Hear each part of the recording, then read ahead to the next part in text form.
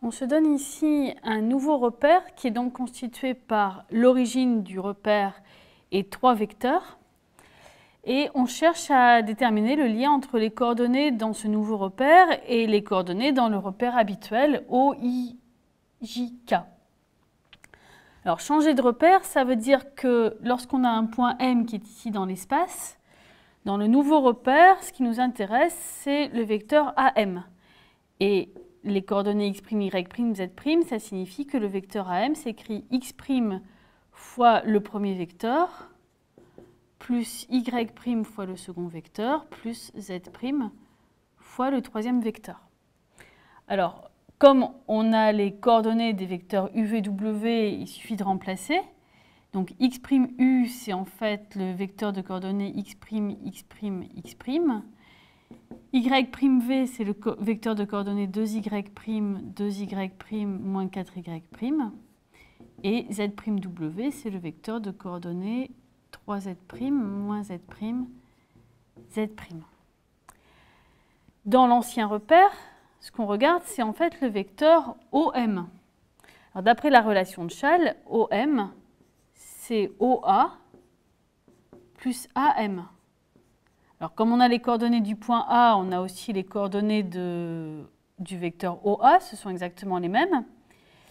Et donc, cette égalité-là, en termes de vecteurs, s'écrit avec les coordonnées de la façon suivante. La première coordonnée de OM, c'est donc par définition petit x. Ça s'écrit comme la première coordonnée de OA, c'est-à-dire moins 2, plus la première coordonnée de AM. Alors, la première coordonnée de AM, on l'a ici. C'est x' plus 2y' plus 3z'.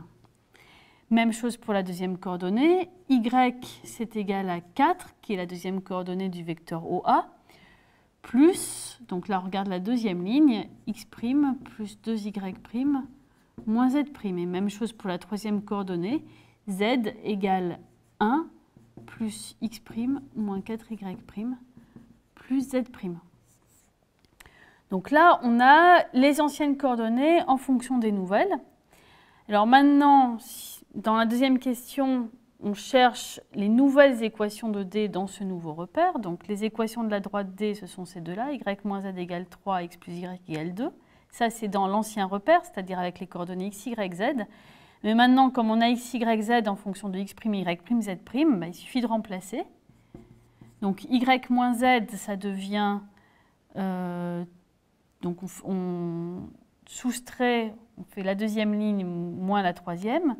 Donc ça donne 3, les x' se simplifient, plus 6y' moins 2z'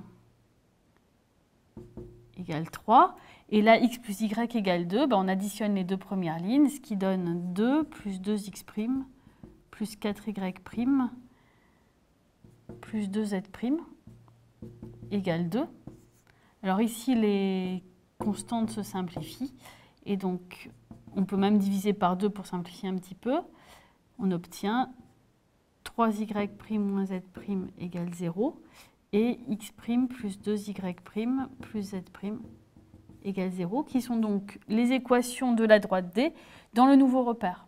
Alors, on remarque que dans ce nouveau repère, l'origine du repère vérifie les équations de la droite, c'est-à-dire que si on remplace x', y', z' par 0, les deux équations sont vérifiées. Autrement dit, le point de coordonnées x', y', z' appartient à la droite, égale 0, appartient à la droite D. Mais comme on est dans le repère d'origine A, ça signifie que A appartient à la droite D.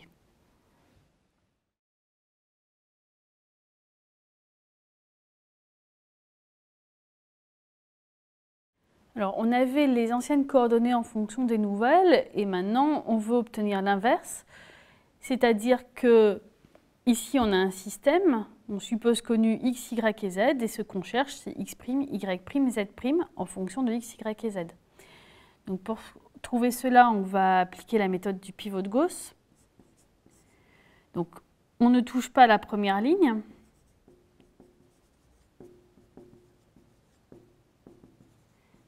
Et on va se servir de la première ligne où apparaît un terme en x' avec un coefficient non nul pour éliminer le x' des lignes 2 et 3. Donc ici, on va faire l'opération remplacer la deuxième ligne par la deuxième ligne moins la première, ce qui permettra d'éliminer le x'. Et là, on remplacera la troisième ligne par la troisième ligne moins la première. Donc ici, évidemment, le x' se simplifie, mais les y' aussi. Et donc, ce qui reste, c'est moins 4z' égale moins x plus y moins 6. Et là, en faisant L3 moins L1, le x' se simplifie et il reste moins 6y' plus z' moins 3z', donc ça fait moins 2z', égale moins x plus z moins 3.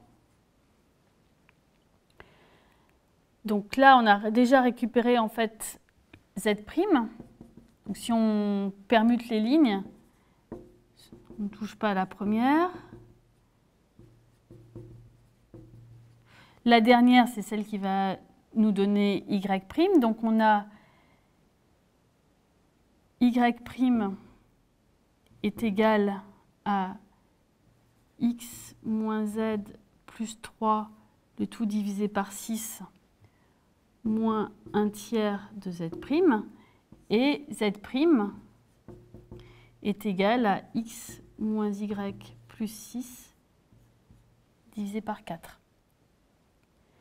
Alors maintenant, on peut simplifier un petit peu ici pour récupérer y'. Donc on a toujours z', x moins y plus 6 sur 4. Y', donc on va réduire au même dénominateur. On a donc 2x moins 2z plus 6 sur 12 moins x moins y plus 6 sur 12. Et donc quand on simplifie, on obtient x plus y moins 2z sur 12. Et enfin, on obtient x' qui vaut donc x plus 2 moins 2y' moins 3z'. Et lorsqu'on simplifie, on remplace ici y' par son expression et z' par son expression. On obtient finalement x plus 7y plus 4z moins 30 divisé par 12.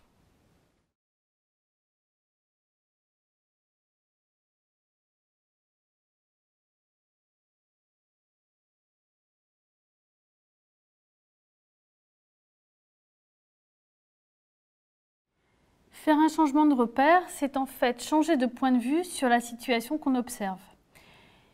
Sans précision supplémentaire, dans le plan, on se place dans le repère habituel, OIJ.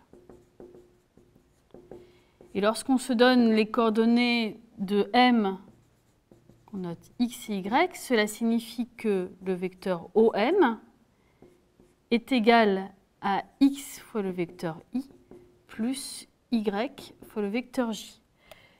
Donc ici, on a bien x, l'abscisse de M, ici le vecteur x fois i, y est l'ordonnée, on obtient ici le vecteur y fois j, et on vérifie bien que x fois i plus y fois j, c'est exactement le vecteur OM.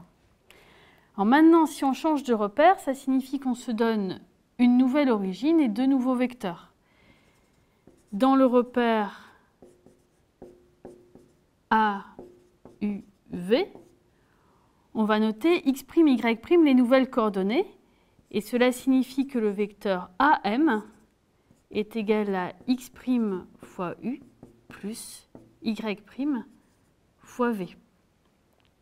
Alors, ici, on remarque que U moins V, ça fait exactement le vecteur AM. Donc, on pense trouver x' égale 1, y' égale moins 1. On va vérifier. Ici, on a pris x égale y égale à 2. Ça signifie que OM est égal à 2 i plus 2j. Mais maintenant, nous, on cherche le vecteur AM. Donc, d'après la relation de Schall, AM, c'est AO plus OM. Et AO, c'est moins OA. Alors, on a les coordonnées de A, c'est 1, 3. Donc, les coordonnées de OA, c'est la même chose, 1 et 3. Et ça signifie que OA, c'est 1 fois I plus 3 fois J. Donc, plus OM qui est égal à 2I plus 2J. Ce qu'on simplifie en I moins J. Alors, on n'a pas fini parce que nous, ce qu'on voulait, ce n'était pas exprimer AM comme en fonction de I et J, c'était exprimer AM en fonction de U et V. Alors, on remarque qu'en fait, I plus J, on peut aussi l'écrire 2 fois I moins J. Ce qu'on a ici, 2I, c'est exactement le vecteur U. Et moins I moins J, c'est exactement le vecteur moins V.